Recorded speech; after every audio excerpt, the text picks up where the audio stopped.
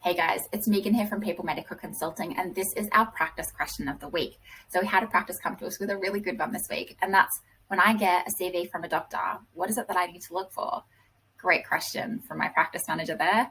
So the first thing you want to have a look at is whether or not they have their ARPA registration, and whatever registration they do have, whether it's aligned with what your practice can actually offer. So if they don't have registration at all, or if they have limited or provisional, you need to be aware that they are going to require potentially level 1 supervision. Come and have a chat to me if you're not really sure about the supervision levels. The second thing you need to look at is prior experience. If they're applying in Australia for the first time in a GP position, it's really important that they do have prior experience as a GP. And if they are coming across to you with general ARPA registration and they don't have GP experience, even coming out of the hospital system, they are still going to need a level of support. So it's important just to be aware of what their needs are going to be coming in and whether or not your practice has the ability to meet those needs.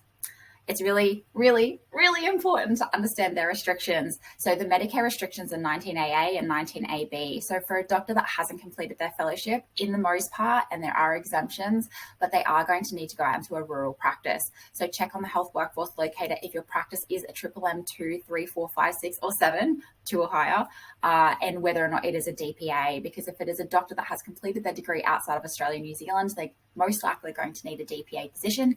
And if they are a non-VR, they're going to need that triple M 2 to 7. And you don't want to get to the other end of the process and not be able to get them a Medicare provider number.